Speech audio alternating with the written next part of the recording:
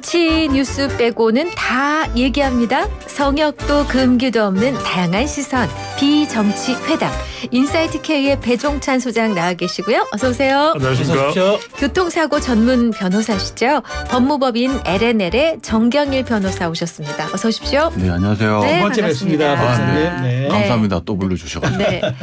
LNL이 무슨 뜻이에요? 어렵습니다. 어렵습니다. 저희 직원들도 항상 원성이거든요. 한 번을 이야기를 못하고 두 번, 세 번을 이야기한다라고 좀 바꾸면 안 되겠냐라는 이야기도 하시는데 그래도 처음 만든 이름이고 바꾸기보다는 그 이름에 맞춰가지고 더 성공하는 게 낫지 않나 싶습니다. 네. 이름 자체도 사실 처음에 만들 때 네. LNS로 만들려고 하다가 네. LNS는 이수신과 세종대왕님 그러다가 그거는 또 법하고는 또 맞지 않다. 그래서 이제 법이 로우입니다. 네네. 그 로이어, 리더 이런 식으로 좀 개방적으로 둬가지고 누구라도 해석할 수 있도록 만들었습니다. 그러셨구나. 발음은 좀 힘듭니다. 예, 그 좀 그렇죠. 어이, 아이, 어입니다. 근데 지난 5월에 출연하셨을 때 사투리가 너무 정겹다는 반응이 많았습니다. 제가 서울에 올라온 지 30년이 넘었는데 네. 아직 안 바뀌어졌는데 우리 소장님 보니까 부럽습니다. 네. 서울 분이신 줄 알았습니다. 배종찬 소장님은 마산이시라면서요. 서울 남자예요. 어떻게 바꾸셨어요? 서울 남자라니까요. 전 남자예요. 네네. 근데 술 먹으면 다 나와. 사투리 다 나와. 친구 만나면 이렇게 나옵니다. 술을 안 마시는데. 자, 비정치회담 이제 본론으로 슬슬 가볼까요? 자, 교통사고 전문 변호사를 모시는 데는 다 이유가 있습니다. 오늘 다시 이슈가 되고 있는 이른바 도현이법. 제조물 책임법 일부 법률 개정안에 대해 얘기를 나눠볼 텐데요. 급발진 의심 사고 때 소비자가 그 결함과 피해를 입증해야 한다. 현 제조물 책임법에 대해 어떻게 생각하시는지 우리 청취자 여러분들의 고견도 기다리고 있겠습니다. 샵 0945 우물정 0945 단문 50원 장문 100원 YTN 어플 유튜브 댓글창 모두 열어두겠습니다. 네, 본격적인 얘기 들어가기 전에 강릉 급발진 의심 사고로 숨진 고 이도현 군의 아버지신데요. 이상훈 님의 목소리를 준비를 했거든요. 잠깐 들어보시죠. 재작년 12월 차량 급발진 의심 사고로 이도현 군이 숨진 사건과 관련해 유족 측이 제조물 책임법 개정, 이른바 도현이법 제정을 거듭 촉구하고 나섰습니다. 21대 국회에서 법안이 발의됐지만 임기 만료와 함께 폐기되자 22대 국회에 다시 법 개정을 요구한 겁니다. 정부인 공정위에서 반대했었던 이유 중에 하나가 입법례가 없었다는 이유로 반대를 한 거죠. 산업계 전반에 미친 영향이 크다, 하나는 입법례가 없다, 두 가지였는데 무엇보다 이걸 하나하나 증명해내는 모든 과정이 사실 너무 비상식적인 일이기 때문에 대한민국에서 앞으로 똑같은 사고로 동일한 아픔을 또 과정을 겪지 않았으면 하는 마음으로 설 명절 때 처음 만나뵈려고 굳은 마음 가지고 갔을 때 어머니가 이미 달려와서 무릎 꿇고 사죄하는 모습 보고 저는 그냥 도망쳐 나왔거든요. 그리고 나서 어머니를 마주할 수 없어요. 왜냐?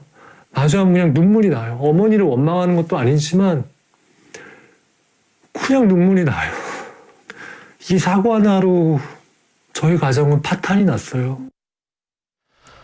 참 안타까운 정말 목소리입니다. 이도현 군의 아버지였는데. 자, 강릉 급발진 사고 벌써 많은 분들이 기억은 하시지만 벌써 이게 언제인가 하는데 벌써 횟수로 2년이 넘었습니다. 그렇습니다. 배 소장님, 이 사건 한번 개요 다시 한번 정리해 주시죠. 네. 이제 만으로는 한 1년 6개월여 전인데 2022년입니다. 네. 12월 6일 조금 이제 날씨가 추워질 무렵이죠. 강릉시 홍제동에서 방금 전에도 이제 고 이도현 군의 아버지인 이상훈 씨가 이야기를 하지만 바로 할머니입니다. 할머니. 네. 그러니까 도현 군의 아버지인 이상훈 씨의 어머니죠. 네. 운전을 해서 가던 중인데 스포츠 유틸리티차 SUV라 그러죠. 네. 네, 도현 군까지 이제 태우고 가는데 급발진 의심 사고가 발생해서 도현 군이 숨졌습니다. 많은 방송에서 이제 영상까지도 공개됐는데 이것에 대해서 할머니와 가족들이 제조사인 그 제조사가 사실은 그 이전에는 회사의 명칭이 쌍용 자동차입니다. 지금 이제 바뀌었죠. 법인 성격이 이제 승계가 돼서 KG 모빌리티, 네. KGM이라고 이야기하거든요. 네. 상대로 약 7억 6천만 원 규모의 손해배상 청구 소송을 내서 급발진 의심 사고 여부가 핵심이에요. 이제 국회에서 법안까지도 마련이 되는 그런 또 이제 시도도 있을 거예요. 네. 현재 법정 다툼을 벌이고 있는 상황입니다. 그렇군요.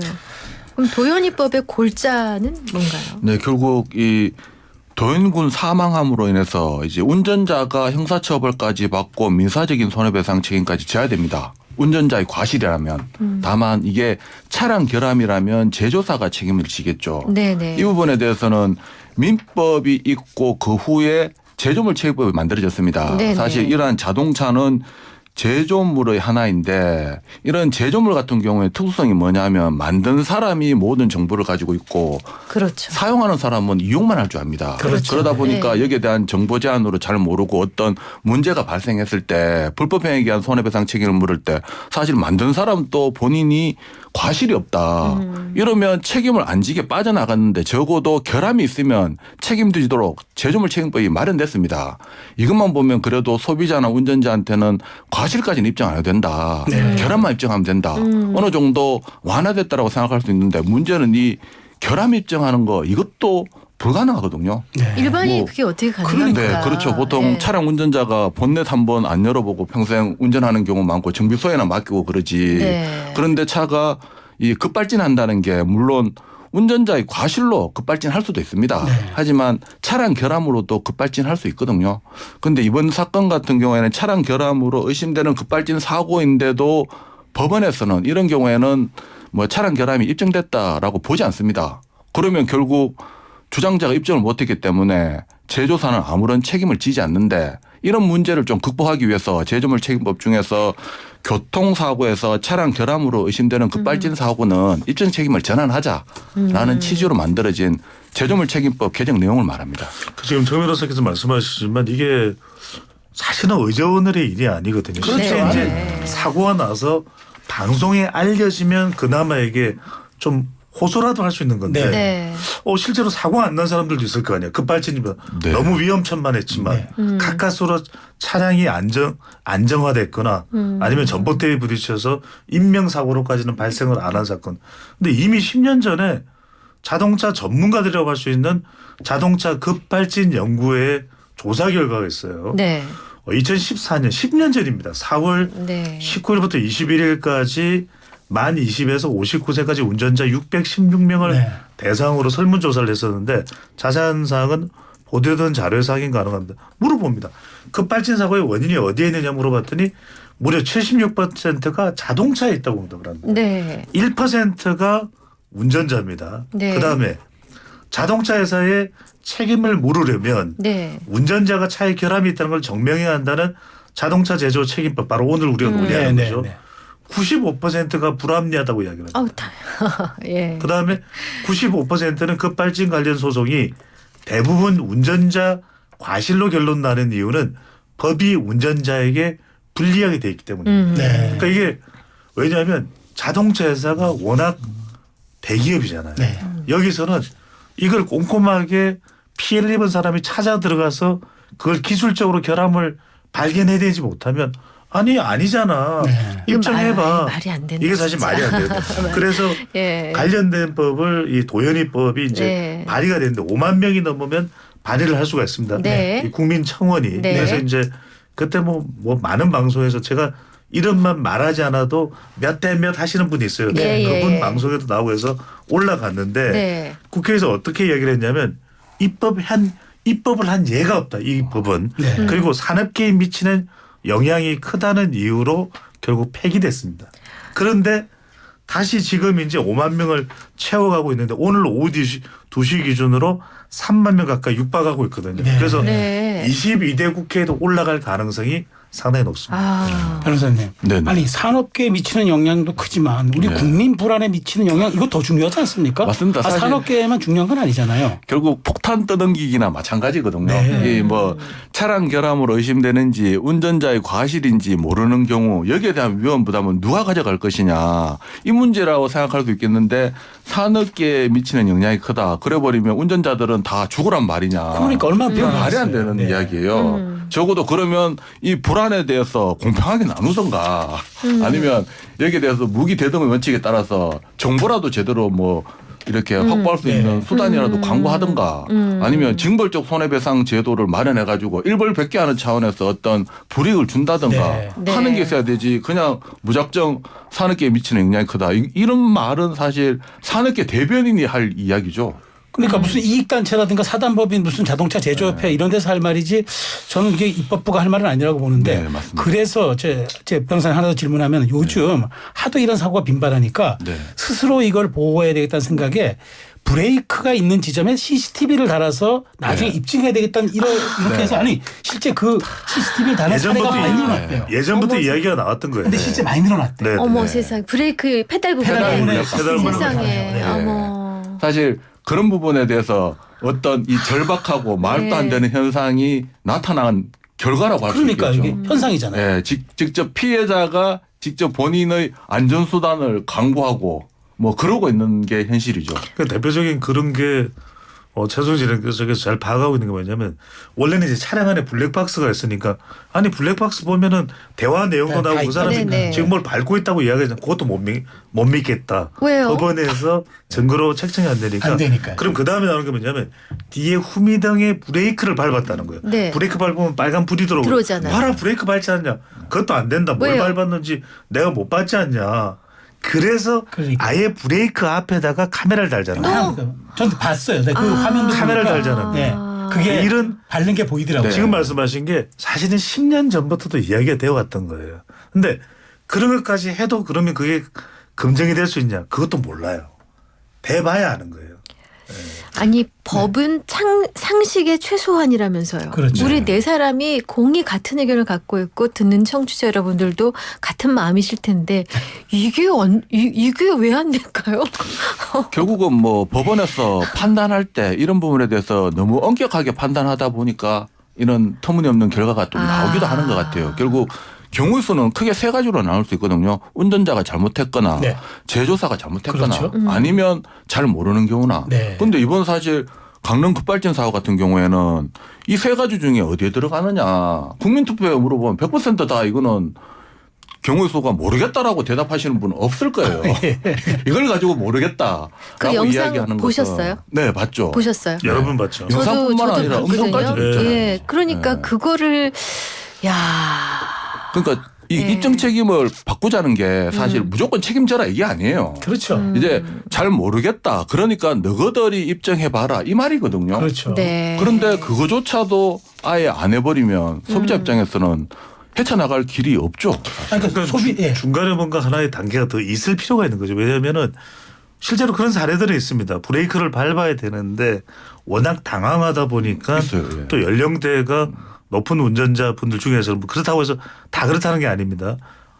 브레이크 페달을 오인해서 엑셀 페달을 밟을 수는 있거든요. 근데 지금 보면은 그러면 중간 단계의 어떤 절충 장치로서 그렇죠. 정확하게 알 수 있는 입법이라도 할 수 있는데 네. 이게 국회에서 논의되는 과정에 사실 공정거래위원회 부위원장 윤석열 부위원장이 나온 이건 뭐 개인적인 의견이라기보다는 이제 공정거래위원회 측의 의견이라고 볼 수 있는데 이게 상당히 우리로서는 격분하게 만듭니다. 왜냐하면 공정거래위원회라면 적어도 소비자 편에 서야 되는 거 아닌가. 이제 신중검토 의견을 냈거든요. 그래서 이제 이게 법안으로 되는 것에 대해서 받아들여지지 않는데 이렇게 얘기를 합니다. 전부 다 제조업자한테 책임을 지라고 하는 것은 너무나 큰 급격한 변화이기 때문에 충분한 검토가 필요합니다. 외국에도 없는 것으로 알고 있습니다. 이렇게 하니까 윤영덕 의원이 이렇게 질문을 합니다. 아니 입법례가 없다는 말을 계속 하시면 안 된다. 우리가 입법례를 우리가 입법으로 만들 수도 있는 거 아니야. 그렇죠. 네. 외국에서 뭐 했고 안 최초라는 게 왜 했고가 있습니까? 왜 그 기준이 되느냐. 급발진 사고 입증 책임은 소비자에게 지금 있지 않나. 그랬더니 윤 부위원장이 기본적으로 그렇다. 이렇게 했는데 피해자가 입증 책임을 통해 밝혀내는 경우는 극히 드물지 않느냐. 그걸 왜 모르느냐 그랬더니 윤 부위원장이 이렇게 얘기합니다. 당연히 제조사가 그런 자료를 다 갖고 있으니 수월하다. 그러니까 제조사가 입증할 능력이 된다라는 것을 인정하네요. 인정까지 합니다. 그런데 네. 민사소송에서 입증 책임은 피해자가 부담을 하는 게 원칙입니다. 이렇게 얘기합니다. 네. 사실 뭐 원칙은 맞죠. 보통 민사소송이라는 게 소송 구조가 마련돼 있습니다. 네. 네. 원고, 피고가 있는데 보통 원고가 주장을 하거든요. 쉽게 말해서 대여금 청구 소송. 제가 소장님한테 돈을 빌려줬다. 그런데 소장님이 돈을 안 갚는다. 그럼 소송해야죠. 그랬을 때 그러면 제가 먼저 돈을 빌려줬다라는 사실을 입증을 해야 됩니다. 그렇죠. 예. 이거는 사실 보통 기본적인 민사소송의 구조 맞아요. 그러면 이거를 이제 차량 결함으로 인한 사고가 발생했다는 걸 빗댄다면 차량 결함이라고 주장하는 사가 입증해야 되는 건 맞긴 맞아요. 네. 하지만 이런 부분으로 해결이 안 되니까 만들어진 게 제조물 책임법이고 네. 제조물 책임법 같은 경우에는 과실 입증할 필요 없어요. 하자만 입증하면 되는 것이고 이 하자도 보다 완화하고 있습니다. 더 나아가서 자동차 같은 경우에는 생명과 안전에 직결되는 것이고요. 또 사고 나면 증거가 다 사라집니다. 아, 이런 그렇죠. 부분이 있기 때문에 네. 고전적인 뭐 주장자가 모든 걸 다 입증해야 된다. 그 논리를 여기에 들이대서는 안 되죠. 네. 알겠습니다. 자, 문자들 주고 계신데요. 0381님. 국회가 제조물법 처리 안 하면 뭐하러 있습니까? 2650님 말이 안 되는 얘기예요. 법이 왜 약자가 아닌 강자의 편을 드는지 이런 법이 제정되지 않으면 약자는 항상 피해만 볼 텐데요. 라고 하셨고요. 네. 7419님 기록의 신빙성이 떨어진다면 페달 쪽에 블랙박스 장착을 의무화하면 제조사도 운전자도 인정할 수밖에 없습니다. 블랙박스 의무화 추진이 좋은 방법인 것 같아요. 라고 이런저런 아이디어를 주셨는데 고맙습니다. 저희 샵 0945 우물정 0945번 유료 문자 열어두었고요. YTN 라디오 앱, 유튜브 이슈앤피플 실시간 댓글창도 활용하실 수 있습니다. 잠깐 광고 듣고 오겠습니다. 네. 이익선 최수영의 이슈앤피플 월요일 3부 순서 함께하고 계신 지금 시각 2시 40분입니다. 경기 화성 화재에 관련된 속보를 잠깐 좀 요약해서 전해드려야겠습니다. 오늘 오전 10시 반경 이 경기도 화성 리튬 전지 공장에서 화재가 발생했습니다. 지금까지 1명 사망했고요. 3명 부상으로 나와 있는데요. 실제로는 더 많은 인명피해가 날 가능성이 크다고 하죠. 글쎄, 그러게 말입니다. 그래서 지금 현재 그 소방당국은 실종자 전화번호 통한 위치를 추적 중에 있고요. 사실 공장 안에 지금 배터리가 3만 5천 개가 있어서 이게 추가 폭발이 우려돼서 굉장히 이게 좀 위험한 상태입니다. 그렇습니다. 공장 전체 근무자 67명 가운데 현재 21분이 연락이 닿지 않아서 소방당국은 실종자 전화번호를 통한 위치 추적 중에 있습니다. 그러니까 리튬 때문에 이제 대형 인명 피해가 우려되니까 지금 대응 단계를 발령하고 있는 상황입니다. 지금. 네, 화재 확산을 일단 막는 상황입니다. 저지선을 구축했고 진화 중이고요. 화재 원인 조사 중에 있습니다. 그리고 구조 진압대원 수색에 지금 상당히 어려움을 겪고 있는 상황인데요. 더 큰 재난이 있지 않도록 인명피해 없도록 최선을 다해 주실 것을 좀 부탁드리겠습니다. 자, 네. 계속해서 비정치회담 이어가겠습니다. 네. 결국 이렇게 되다 보니까 공방이 이어지다 보니까 이도현 군의 유족 측에서 2차례나 네. 재현 실험을 진행했는데 감정이가 어떻게 나왔습니까? 네, 이 재현 실험은 그 사고 당시와 유사한 조건 하에서 뭐 속도나 이런 걸 파악한 것인데 먼저 네. 4월 19일에 한 번 있었습니다. 네. 당시 재현 시험은 그러니까 1차 사고 그러니까 모닝과 추돌한 직후 2, 3초간 풀악셀을 밟았을 때 속도가 얼마인지 네. 그리고 또 2차 사고 지금 이번 사고의 가장 문제되는 사고죠. 여기에서 풀악셀을 5초간 밟았을 때 증가하는 속도가 얼마인지 확인하는 게 가장 컸었는데 네. 그리고 또 5월 27일 날 AEB 자동 긴급 제동 장치라고 하죠. 보통 네.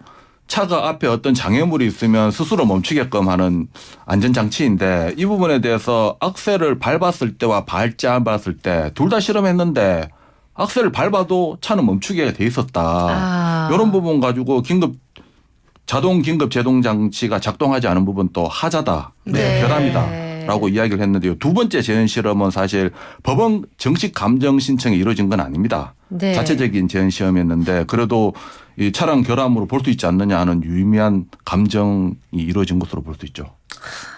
근데 왜 이렇게 국가수 그 결과 국가수는 이제 제조사 측 입장을 뒷받침하는 결과가 네. 나오는데 어떻게 이렇게 상이한 결과가 나올 수가 있죠? 그런데 사실 이게 기준이 다르죠. 국가수 같은 경우에는 이게 EDR 분석을 한 결과를 가지고 이야기한 겁니다. 그러니까 그 사고 당시 차의 EDR 그러니까 사고 기록 장치를 분석한 것인데 사실 그 기록 장치를 분석하면 그 영상에 나타난 거 그대로 나옵니다. 네. 그 영상과 마찬가지고 차가 그 급가속을 하다가 충돌했다라는 결과가 나오거든요. 네. 그러면 풀악셀을 밟았다라는 결과가 국가수 EDR 결과에서는 나올 수밖에 없는 거고 이제 그 부분에 대해서 원고 측에서 반박한 게 뭐냐면 같은 조건 하에서 그와 같은 속도가 나오느냐 안 나오느냐 보자.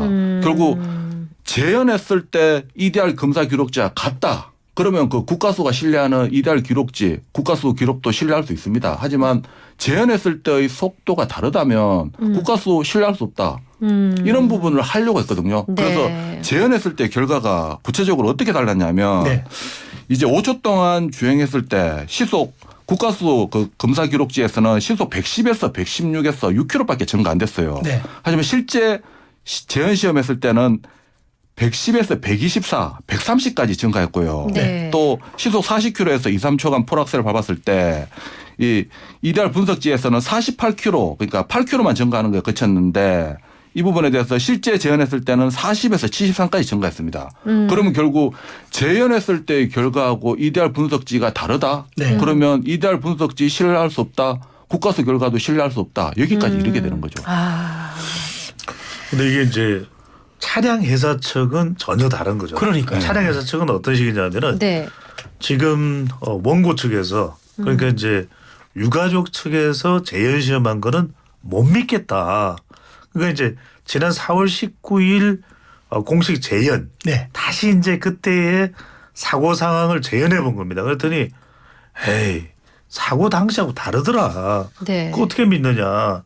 그다음에 이제 5월 27일 날에는 이제 자동 긴급 제동 장치 오토 이머전시 브레이크 이 기능이거든요. 네. 이것도 객관성이 결여되어 있다. 너무 좀 약간 유가족 쪽에서 유리하게 판단하는 거 아니냐. 근데 이렇게 못 믿겠다고 하면서 믿겠다고 하는 게 하나 등장했어요. 뭔데요? 국가수는 믿겠다. 왜? 국가수는 차량 제조사하고 거의 비슷한 의견이거든요. 네. 그런 의견대로 나왔기 때문에 국가수는 믿겠다. 그러니까 이게 이런 재연 시험으로는 결론이 안 나오고 결과적으로는 엄청나게 긴 지리한 법적 공방을 예고하고 있는 셈인 거죠. 변호사님. 네. 사실 이게 유족 측이 이렇게 두 번에 걸친 실험하려면 상당한 비용도 들고 그럼요. 상당한 노력도 필요한 건데 네. 그러니까 유족 측 입장에서 받아들일 수 없을 것 같아요. 지금. 그렇죠. 네. 본인들은 그래도 최대한 유사한 상황에서 재현 실험을 했는데 네. 똑같지 않다. 그 수학에서 말하면 합동이 아니다. 라는 이유나 마찬가지인데 억지 주장으로 볼 수 있고요. 또 구체적으로 보면 이런 부분에 대해서 사고와 똑같은 재현에서 속도 증가폭을 한 게 아니다라고 이야기하지만 그 당시 자동 변속 장치에 손상 없었고 또 차량 추돌로 인해서 구동력에 영향을 줄 만한 손상이 없었기 때문에 속도가 다르다는 것은 EDR 분석지가 다르다라는 이야기인 거고 또 이제 그 마지막 사고 지점에 오르막이기 때문에 속도가 증가될 수 없는 부분이 있다라고 이야기한 부분이 있는데 그 부분에 대해서 피해자 측은 또 이제 110km 주행한 구간 대부분은 평지였고 마지막 5m만 짧은 구간만 오르막이었기 때문에 그게 과연 무슨 의미가 있겠느냐. 또 처음에 제조사 측에서는 풀악셀을 밟았다라고 주장을 했는데 이제 와서는 풀악셀을 밟았다라고 주장하는 게 아니라 가속 페달을 뗐다가 밟았다라는 식으로 주장을 바꾸고 있다. 이런 부분을 반박하고 또 있습니다. 네, 자꾸 감정이입이 되는데요. 아무래도 유족 측이 이러한 노력을 경주하는 과정에서 입었을 마음의 상처, 덧남, 비용, 시간 뭐 이런 여러 가지가 다 이렇게 이입이 되니까 좀 많이 속상합니다. 변호사님 하나 저기서 우리가 중요하게 봐야 될 건 근데 이 재연 시험이든 뭐 저 국가수의 그 결과든 결국 재판을 통해서 이게 그 나올 수밖에 없지 않습니까? 그럼 재판에 어떤 영향이 있을까요? 보통 감정이라는 것이 사람이 합니다. 사감정도 있고 법원 통한 감정도 있고 사실 저도 재판하다 보면 법원 통한 감정인이나 사감정인이나 똑같은 경우도 있어요. 그런데 그게 감정 결과가 좀 다른 경우도 있습니다. 네. 사감정을 하면 그 의뢰인의 취향에 맞춰서 나오기 때문에 신뢰를 못하는 부분도 있습니다. 네. 그런 부분 때문에 아까 제가 말한 것처럼 원고 측에서 두 번째 한 긴급 자동 긴급 제동 장치 멈추는 부분에 대해서는 사실 사감정인 거죠. 네. 하지만 또 법원에서는 사감정이라 하더라도 신뢰하고 인정한 판결도 있거든요. 네. 무조건 배척할 부분은 아니에요. 네. 법원은 사감정이든 법원 통한 감정이든 본인이 판단할 문제니까 네. 사실 이 부분에 대해서는 인간이 판단하는 거기 때문에 그조차도 불안정하지만 법원은 적어도 법원을 통한 감정만큼은 이게 불안전하지만 거기까지 할 수 있는 게 최선이기 때문에 선택할 수밖에 없습니다. 그렇군요. 요즘 하도 급발진 사고 네네. 많은 분들이 듣는데 이 네. 저기 지금 우리나라에서 한 해 어느 정도 이렇게 사고가 나요? 뭐 수십 건에 해당됩니다. 그런데 이제 중요한 건 뭐냐면 접수된 것이 그렇고요. 실제로 왜 운전하다 보면 갑자기 공회전이 일어나면서 굉장히 급발진성 현상이 나타나거든요. 예. 그럼 신고가 안 된 것도 많죠.